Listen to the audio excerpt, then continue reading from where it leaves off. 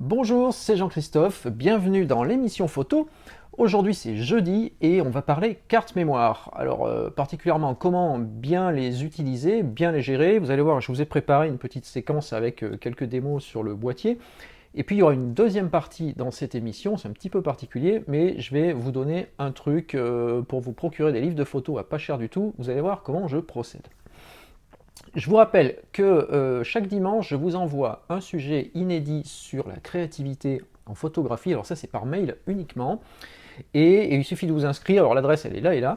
Et dès dimanche, vous recevrez le prochain sujet. Donc je vous prépare là un article sur la lassitude en photographie. Vous avez été nombreux ces derniers temps à me dire que souvent, voilà, vous ne saviez plus trop quoi photographier, comment, et puis que vous vous lassiez un petit peu, que vous aviez peut-être même perdu le goût de la photo. Donc je vous ai préparé quelque chose là-dessus parce que j'ai connu ça moi aussi et je vous explique comment je m'en suis sorti et comment je m'en sors quand ça m'arrive encore. Donc on en revient aux cartes mémoire. Alors les cartes mémoire, j'ai voulu traiter ce sujet aujourd'hui parce qu'il n'y a encore pas si longtemps, j'ai reçu une question de l'un d'entre vous qui me disait est-ce que je peux utiliser tel type de carte dans mon boîtier. En fait c'était une carte micro SD. Alors je me suis dit oulala, là il y a un sujet à faire parce que c'est pas la première fois que ça arrive. Je vois pas mal de sujets de discussion également sur le forum du site. Et voilà, moi j'ai été confronté à ces problèmes de carte mémoire aussi, donc on va en parler un peu. Alors en préambule, sachez que je ne suis pas un vendeur de cartes mémoire, que c'est pas mon métier de les connaître par cœur, donc voilà, je les utilise en tant que photographe ou pour la vidéo, mais c'est tout. C'est pas, j'ai rien à vous vendre dans cette affaire-là. Je vais juste partager mon expérience à moi. Alors j'ai sorti un peu les cartes que j'utilise. Alors je suis parti sur de la SD parce que le format SD c'est ce qu'on utilise le plus aujourd'hui. Ça ne veut pas dire que vous avez peut-être vous de la compact flash encore dans certains boîtiers, je pense aux générations D700 par exemple, mais aujourd'hui de plus en plus c'est le format SD, sauf dans les boîtiers pro comme le D500 ou le D5 où là on a vu arriver un nouveau format qui est le format XQD. XQD c'est des cartes qui sont un peu la forme d'une compact flash, pas tout à fait, mais c'est beaucoup plus gros qu'une SD, et il y a des taux de transfert qui sont très importants, qui permettent d'absorber en fait la rapidité de ces boîtiers que sont les D500 et D5. Inconvénient, je fais juste une parenthèse sur les XQD, c'est inconvénient de ces cartes-là, c'est qu'elles sont globalement assez chères, et que donc si vous envisagez d'acheter, alors un D5 vous n'avez pas trop le choix parce qu'il y a deux XQD dedans, donc il faut faire avec. Mais bon, en même temps, quand vous achetez un D5, normalement, le prix de la carte mémoire, c'est pas un détail, mais enfin, voilà, le boîtier est suffisamment cher pour qu'on puisse se poser la question. Sur un D500, par contre, vous avez un slot XQD. En slot, c'est emplacement. Hein, enfin, c'est l'endroit où... si je prends mon boîtier, c'est l'endroit où vous glissez les cartes, donc c'est le terme anglais, slot, et souvent, c'est vrai que j'emploie ce terme-là. Donc sur le D500, il y a un emplacement XQD, et vous pouvez mettre de la XQD dedans. C'est pas une obligation, mais si vous le faites pas, vous allez tourner sur un emplacement au lieu de deux. Donc là aussi, il y a une réflexion à avoir. Sachez quand même que XQD, ça en rajoute au prix du boîtier. Sur un D500, l'écart et forcément le montant à rajouter de la carte, c'est plus important pour le prix d'un D500 que ça ne l'est sur le prix d'un D5. Alors, j'en reviens à mes SD. Alors les SD, j'en ai sorti plein là. Alors vous voyez que j'ai, par exemple ici, j'ai des SD, alors j'ai toutes les marques en fait, hein. Moi je suis pas trop calé sur une marque ou sur une autre. Donc là j'ai une 8 Go, j'ai une 16 Go. Alors le problème des cartes mémoire en fait, c'est de savoir quelle taille choisir et quelles caractéristiques de carte. Pour les caractéristiques, bien souvent, alors il y a des classes maintenant, alors on est en classe 10, et classe 10 en fait, ce que j'ai constaté c'est que c'est un peu fourre-tout, c'est-à-dire que vous ne pouvez pas dire si j'achète une classe 10, alors ça va avec mon boîtier. Il y a la classe 10 ceci, la classe 10 cela, donc il y a des histoires de taille, alors la taille de stockage c'est encore autre chose, mais dans les classes 10, il y a différentes performances, différentes caractéristiques. Donc du coup, classe 10, ça ne veut plus dire grand-chose, si ce n'est que si vous ne prenez pas une classe 10, c'est une mauvaise idée aussi. Alors là, par exemple, eh bien, j'ai une 8 Go, alors ça j'utilise 8 Go sur mon hybride qui a qu'un emplacement, qu'un slot, et ça me suffit largement, il n'est pas excessivement rapide, et c'est une 30 mégabits seconde. Alors la vitesse des cartes, en fait, c'est exprimé en mégas par seconde. C'est la capacité que la carte a à écrire quand elle reçoit le flux de données du boîtier. Donc plus la carte va être rapide, plus ça va écrire vite, plus le boîtier va pouvoir Alors le boîtier, lui, il a une capacité, il faut que je le dise autrement. Le boîtier, il a, en fait, il sait fonctionner à une certaine vitesse. Si vous faites photo après photo, c'est pas très grave. Mais si vous faites du mode rafale, par exemple, eh bien, quand le boîtier envoie les photos, il faut que la carte puisse écrire au même rythme, au moins au même rythme que le boîtier envoie les photos. Parce que sinon, la carte va ralentir le boîtier. Alors lui, pour ne pas être ralenti, il va utiliser son buffer. Le buffer, c'est la mémoire tampon qui est dans le boîtier, qui va permettre de stocker les photos en attendant que la carte les écrive. Donc vous voyez, c'est le boîtier, lui, prenez le cas d'un boîtier en mode rafale à fond, hop, il fait ses photos, la carte, elle n'arrive pas à suivre, elle n'écrit pas aussi vite. Donc il y a une mémoire tampon, mémoire buffer, qui stocke les photos. Alors elle est faite par le fabricant du boîtier pour tenir le rythme, et puis la carte, elle vient pomper dans cette mémoire tampon, et petit à petit, elle vide, et hop, ça se vide petit à petit. Alors par contre, si la carte ne vide pas suffisamment vite, et ou si vous faites une rafale pendant 3 minutes, forcément la mémoire tampon, elle va être saturée à un moment donné, elle va être pleine. Et là, le boîtier, il va se mettre à ralentir, il va ralentir pour se caler sur le rythme de la carte, et donc là, vous allez voir votre rafale qui va s'écrouler. Donc ça, en fait, là j'ai un peu dérivé, c'est plus trop un problème de carte, mais regardez la taille du buffer sur votre boîtier. Si vous voyez que le mode rafale, quand vous êtes en prise de vue comme ça ralentit, c'est peut-être que le buffer est insuffisant, peut-être que c'est la carte qui n'est pas assez performante. Et puis si vous voulez acheter un boîtier et que vous savez que vous allez faire beaucoup de mode rafale, ben, regardez la taille du buffer, c'est important. Donc ça, c'était... voilà, je suis parti un peu en live sur ce sujet-là, mais je reviens sur mon histoire de cartes. Alors, donc les cartes, alors là j'ai par exemple les cartes que j'utilise dans le 750. J'ai deux cartes Lexar qui sont des 64 Go et qui, elles, sont des 633 fois. Alors 633 fois, c'est 95 mégabits seconde. J'ai pris ça, alors je vais vous dire pourquoi, parce que... Alors déjà 64 Go c'est énorme, mais je vais vous dire après pourquoi j'ai pris cette taille-là. Et pourquoi cette caractéristique 95 alors que j'ai du 30 dans les autres? Parce que les caractéristiques, les vitesses des cartes, elles progressent tous les 6 mois, il y a une carte qui est plus rapide que l'autre, et le prix ne monte pas autant. Donc finalement, je me dis qu'une carte mémoire, c'est quelque chose que je vais utiliser pendant un certain temps. J'ai encore des vieilles cartes, alors je sais plus, j'en ai pas sorti là, mais j'ai encore des cartes de 2 ou 4 Go qui m'arrivent d'utiliser quand j'en ai besoin. Donc autant prendre une carte un peu plus performante, même si je l'utilise pas à fond tout de suite, mais c'est pas très grave. Il y a une caractéristique à savoir sur les tailles. J'ai pris les notes voilà, que je veux regarder là. Sur les tailles des cartes, c'est que le tarif de la carte n'est pas proportionnel à sa taille. Voilà, là ça c'est ma fiche de notes qui est tombée. Donc le tarif de la carte n'est pas proportionnel à la taille. Si vous prenez par exemple cette carte-là, la Lexar Pro en 633 fois, la carte, alors actuellement, la carte de 16 Go, elle vaut 11 €. Donc vous pourriez vous dire, 32 Go, 11 x 2, 22.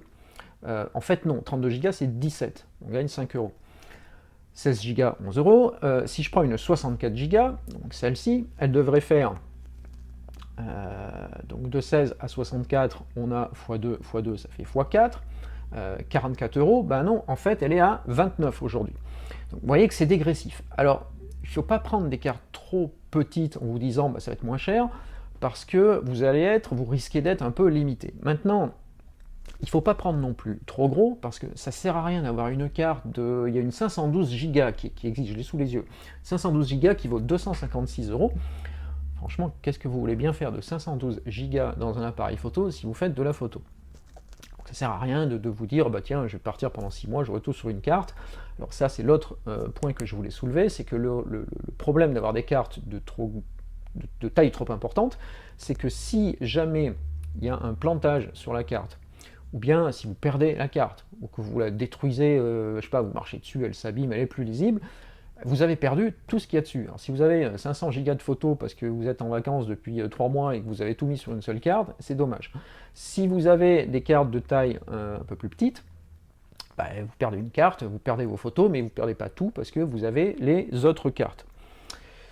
Donc ça, c'était l'histoire de la taille, mais là, il n'y a pas de règle en fait. Moi, je vous dis comment je procède. Je préfère des tailles un peu moins importantes et avoir 3-4 cartes quand je pars, plutôt que d'avoir une trop grosse sur laquelle je stocke tout. Parce que, voilà, alors le problème des cartes SD, il faut bien dire, c'est que moi quand je suis passé à la SD, c'était le problème des tailles, c'est que ça se perd quand même assez vite. Donc mettez-les bien, j'étais en train de chercher, je voulais vous montrer l'étui que j'utilise. Allez, là. Mettez-les bien dans les petits étuis de protection qui sont livrés avec. Normalement, vous les avez. Donc c'est, bon, ça c'est mes compact flash, mais vous savez, les petits étuis en plastique. Et puis sinon, après, il y a les petites boîtes. Alors moi, j'ai une petite boîte, c'est une boîte Nikon, hein, chouette. Merci Nikon. Mais voilà, les petits étuis comme ça, dans lesquels vous pouvez ranger vos cartes. Et c'est hyper pratique, ça coûte rien. Et voilà, ça c'est pas mal. Il y a aussi, je ne les ai pas là, mais il y a aussi des petits, il y a des cartes, je crois que c'est Lexar qui fait ça, ou SanDisk, c'est SanDisk, je crois, qui vous livre les cartes dans une petite pochette souple là qu'on peut accrocher avec un anneau à son sac. Mais voilà, si vous avez des astuces, d'ailleurs, je suis preneur, hein, allez-y dans les commentaires, si vous avez des astuces pour gérer les cartes comme ça, si je les ai dans le cocoon en fait, tiens, voilà. Ouais, c'est SanDisk en fait, c'est marqué dessus, vous voyez qu'on est en live. Voilà, c'est le petit étui comme ça, et puis là, je range mes cartes aussi. Donc ça, c'est pratique, ça s'accroche, on les perd beaucoup moins. Alors, je voulais également répondre à la question du lecteur qui m'a dit est-ce que c'est une bonne idée d'utiliser des micro SD? Alors, micro SD, sachez que ça, donc, c'est le format SD, qui est déjà pas très gros, et ça, c'est le format micro SD. Je vais mettre côte à côte, SD, voilà, SD, micro SD. Vous voyez la différence de taille. Alors déjà, SD, c'est pas grand, micro SD, je vous laisse voir. La micro SD, elle est utilisée souvent dans les smartphones, parce qu'il ne faut pas que ça tienne de place, ou bien, par exemple, moi j'en ai dans ma GoPro, la caméra que j'utilise pour toutes les vidéos. Si vous regardez voilà, l'ouverture ici, bah, là c'est difficile de mettre une grosse compact flash ou même une SD, parce que vous voyez bien que par rapport à la taille de la caméra, bon. Donc ils ont mis de la micro SD. Alors micro SD, je suis pas un grand fan, mais j'ai pas le choix parce que c'est comme ça. C'est vraiment petit. Ça, pour vous donner une idée, celle-ci c'est une 32 Go. Alors, vous voyez la taille, j'ai 32 Go, ça fait c'est moins que la taille de l'ongle de mon pouce. Et la particularité de ces micro SD, c'est que pour qu'on puisse les lire sur un ordinateur, elles sont livrées avec un adaptateur. Donc ça, c'est l'adaptateur. La taille, c'est pareil, hein, SD, micro SD, vous choisissez la taille comme vous voulez. Je crois qu'il y a 1 Tera en micro SD qui vient d'arriver. 1 Teraoctet, c'est juste démentiel sur une carte comme ça. Donc l'adaptateur, vous glissez, j'essaie de le faire là pour que vous puissiez le voir, vous glissez l'un dans l'autre, et maintenant vous avez une SD, c'est l'adaptateur. Et alors le lecteur me disait, bah tiens, si je fais ça, finalement, pourquoi je ne mettrais pas ça dans mon appareil photo? Parce que ça devient une SD finalement. Alors, sauf que c'est pas tout à fait une carte SD parce qu'il y a l'adaptateur. Et que l'adaptateur, ce n'est pas qu'une question de connexion. L'adaptateur, il peut faire perdre de la vitesse de transfert à la carte. Donc vous pouvez avoir une carte performante en micro SD, et l'adaptateur, lui, au passage, bah, il va vous faire perdre de la performance sur la carte. Alors, tous les fabricants de boîtiers vous déconseillent d'utiliser une micro SD avec un adaptateur SD dans votre appareil photo, parce que les performances ne sont pas les mêmes. Et je me rappelle avoir vu un jour, j'étais à l'espace Nikon au SAV, il y a quelqu'un qui venait avec son réflexe, alors je ne sais plus, entrée de gamme, enfin peu importe, qui avait dit tiens, bah, j'ai pris la carte de mon téléphone, j'ai mis un adaptateur, je l'ai foutu dedans, voilà, j'ai des problèmes d'enregistrement, de photos et tout. Et la réponse du support, et je les comprenais, c'était de dire bah oui, mais parce que c'est pas adapté. En plus, c'était une carte qui apparemment était d'assez basse qualité, pour pas dire autre chose. Donc voilà, le boîtier, il a besoin quand même d'une carte relativement performante, et si vous mettez une vieille carte qui traîne, vous mettez ça dans un adaptateur, bon, bah, vous n'aurez pas les perfs. Si vous achetez une nouvelle carte SD, en vous disant elle est performante, je vais l'utiliser comme ça, bah, c'est un peu bête aussi, parce que finalement, autant acheter directement la SD, ça coûte pas grand chose. 29 € pour 64 Go, c'est beaucoup. Alors, je vous avais dit tout à l'heure, je vous dirai pourquoi j'ai pris les cartes de 64 Go. Alors, 64 Go, si vous faites de la photo au format RAW avec un 24 millions de pixels, vous êtes plus que tranquille. De mémoire, je crois que j'ai 1000, enfin il y a plus de 1000, ça doit afficher 1K quelque chose sur l'appareil, sur le D750, quand je mets la carte vierge. Plus de 1000 photos sur une carte, quand elle est vierge, ça veut dire que je vais en faire 1500 à la sortie, parce que le compteur il est toujours faux au début, puis le chiffre s'affine au fur et à mesure que vous faites des photos. Donc 1500 photos, c'est plus que suffisant. Moi, voilà, je n'utilise pas la carte pour ça. Par contre, je l'utilise pour la vidéo. La vidéo, on va stocker des gros volumes de données, parce que particulièrement à 24 millions de pixels, ou 36, on ne parle pas. Là, on a un flux qui est beaucoup plus conséquent. Si vous faites de la vidéo, que vous pensez faire de la vidéo, pensez à des cartes de taille plus importante, parce que là, ça va servir. C'est pour ça que les fabricants de cartes font des énormes cartes de 500 Go. C'est pas pour les photographes, c'est pour les vidéastes, d'autant plus que les cartes ne sont pas utilisées que dans les appareils photo, elles servent aussi dans les caméras numériques. Voilà ce que je voulais vous dire pour ça. Deuxième point sur les cartes, c'est le formatage, la suppression des photos. Alors, réponse à la question, enfin aux questions, parce que je l'ai souvent, formatez toujours la carte dans le boîtier. Ne formatez jamais une carte dans votre ordinateur parce que vous courez le risque que le format qui va être créé, enfin qui va être imposé par l'ordinateur, Mac ou Windows, c'est pareil, vous courez le risque que le format ne soit pas compatible avec le boîtier. Donc si vous voulez formater vos cartes, vous allez dans le menu, ici, voilà, on va faire en sorte que ça se voit, vous allez dans le menu configuration, et vous avez une entrée en haut qui s'appelle formater la carte mémoire. Alors là, il n'y a rien d'affiché parce qu'il n'y a pas de carte, mais vous voyez que si je mets les deux cartes dans leurs emplacements, maintenant quand je reviens dans le menu, j'ai bien ici formaté la carte mémoire. Voilà. Donc là, je rentre dedans, j'ai deux logements, je dis logement 1, logement 2, c'est slot 1, slot 2. Voilà. Alors,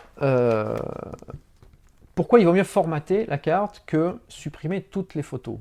Parce que finalement, ça revient un peu au même. Vous videz la carte.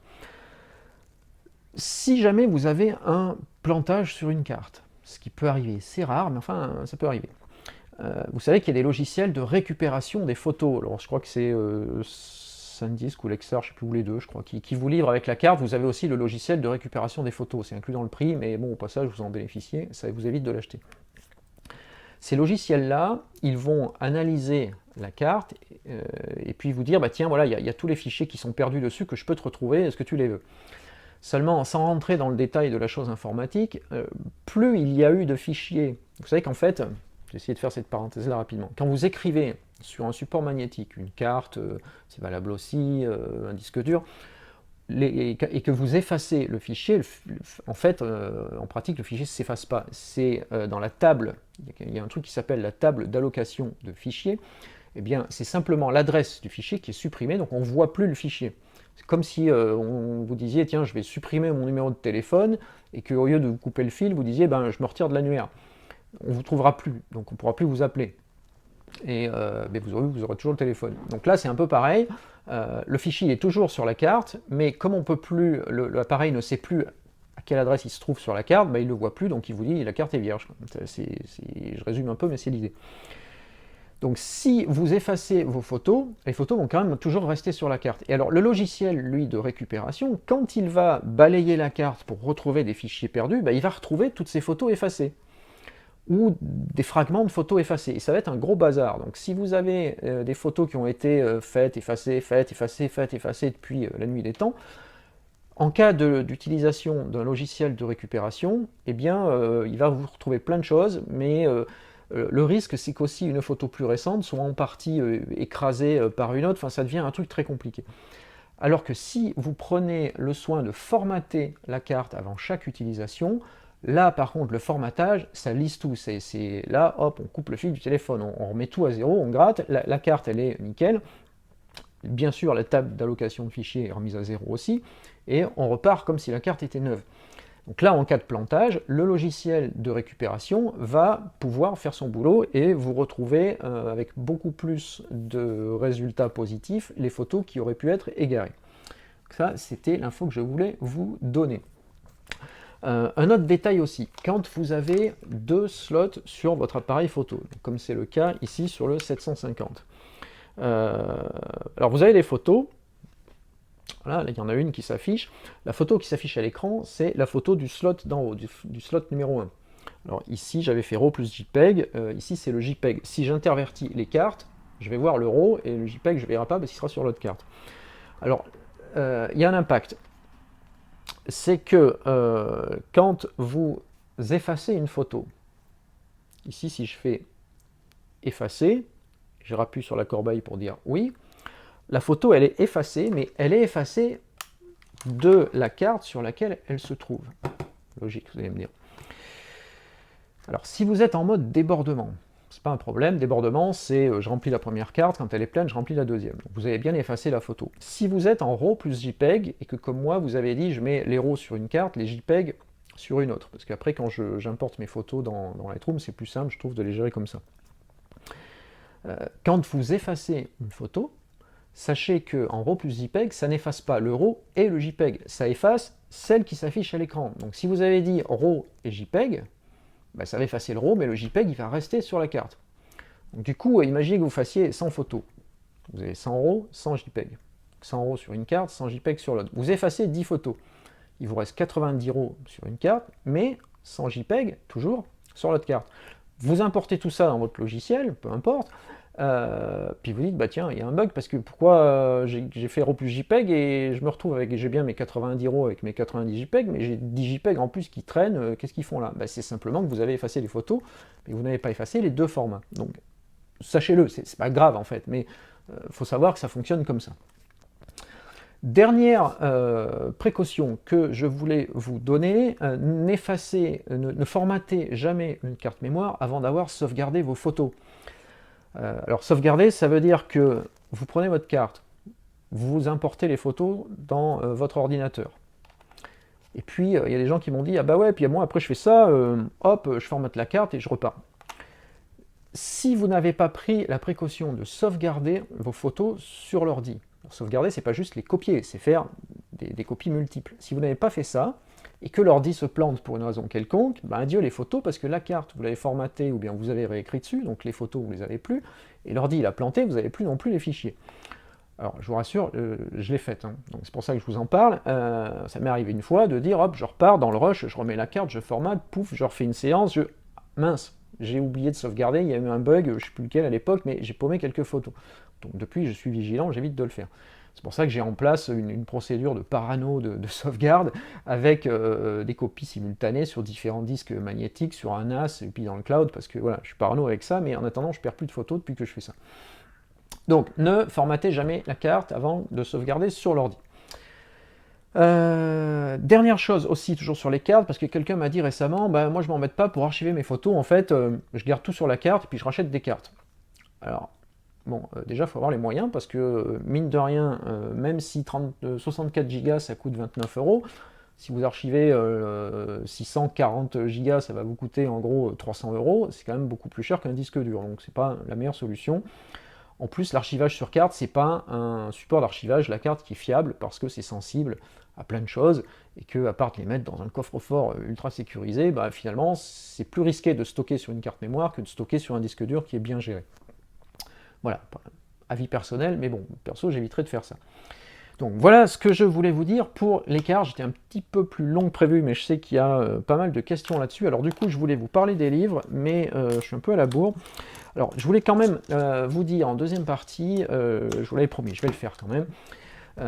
Donc les livres photos. Alors vous avez été plusieurs à me dire bah ouais, ça serait bien que tu nous parles des livres photos. Donc ça, j'ai intégré le truc, je vais vous en parler.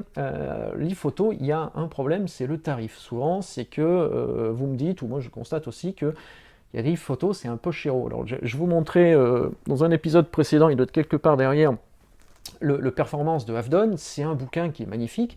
Il vaut, je crois, de mémoire, il doit valoir 70 €, donc voilà, on n'en achète pas un tous les jours. Maintenant, il y a des moyens de trouver des livres de photos à pas cher du tout. Alors, je vais vous dire comment je procède, mais si vous êtes un petit peu curieux, que vous avez un peu de temps devant vous, vous ne savez pas quoi faire le week-end, bah, le truc pour trouver des livres pas chers, c'est de faire les brocantes. Alors moi, je suis un peu un fan de brocantes pour plein de raisons, mais en photo, ça marche particulièrement bien. Alors pourquoi? Parce qu'en fait, le livre de photos, malheureusement, c'est pas un objet de désir pour la plupart des gens. Vous allez trouver sur les brocantes, vous allez trouver un tas de trucs, des téléphones, des je sais pas quoi, où tout le monde se jette dessus, mais le livre de photos, personne n'en veut. Alors le livre, je ne refais pas le problème du livre, mais le livre de photos, c'est encore pire que le roman. C'est le roman, on l'achète, c'est pas très cher, bon, on lit, mais le livre de photos, personne n'en veut. Du coup, comme personne n'en veut, c'est pas cher. Alors pour vous donner des exemples, je vous l'ai mis depuis tout à l'heure là-bas, je vais l'attraper vite fait. Ça, c'est Salgado, ça s'appelle L'éradication de la polio, c'est un beau bouquin, il est relié, broché. Vous voyez, Bon voilà, il y a du texte, il y a des photos, bon c'est quand même ça le galop, c'est imprimé très proprement. Bon, il est quasi neuf en fait, hein, mais bon, un livre, même s'il était ouvert quelques fois, c'est quand même pas hyper critique. Ça m'a coûté 5 euros. Et ça valait vous voyez, 30 euros, prix de vente librairie. Ça m'a coûté 5 euros en brocante parce que personne en voulait. 5 euros pour un sale galop, franchement, c'est que dalle. Ensuite, j'ai un autre exemple, c'est le 365 jours pour réfléchir à notre Terre de Arthus Bertrand. Peut-être un peu cliché, Arthus Bertrand, mais en attendant, il y a quand même des photos sympas. Vous voyez le format, alors là, vous pouvez même en prendre une par jour, et puis voilà, il y a un texte d'accompagnement, il y a la photo, alors on aime ou on n'aime pas, mais c'est pour vous donner une idée. Mais vous voyez que ce gros bouquin, il est lourd en plus, hein, voilà, il est épais, ça vaut 39 euros en prix de vente librairie, ce qui est quand même pas rien, mais bon, en même temps, il y a un sacré boulot pour faire ça. Ça m'a coûté 10 euros en brocante. Il était sous cellophane, il n'était pas ouvert, il était neuf. 10 euros pour ça, c'est un quart du prix. Alors à 10 euros, je me laisse faire. À 40 euros, je réfléchis un peu plus. Mais à 10 euros, je me laisse faire plus facilement. Vous voyez que si vous êtes un petit peu curieux et un petit peu malin, vous pouvez vous faire une collection de beaux livres de photos à des tarifs sans concurrence. Et j'ai regardé, souvent même dans des livres un petit peu plus rares, si vous comparez le prix en brocante, même chez les vendeurs spécialisés, il y a des marchés sur Paris par exemple, il y a des marchés de beaux livres ou de livres anciens, où on trouve des beaux bouquins, et ils ne sont pas plus chers que sur internet ou sur tous les sites de vente en ligne, donc allez voir, c'est intéressant. Voilà, donc ça c'était le truc sur les livres, j'ai totalement dérapé dans le timing aujourd'hui, mais bon, c'est pas grave, je voulais finir. Donc très vite pour finir, l'abonnement à la chaîne, l'abonnement à la page si vous êtes sur Facebook, et puis posez-moi vos questions avec le lien que je vous mets là en dessous et dans la description de la vidéo, parce que demain c'est vendredi, c'est réponse aux questions. Merci, à demain!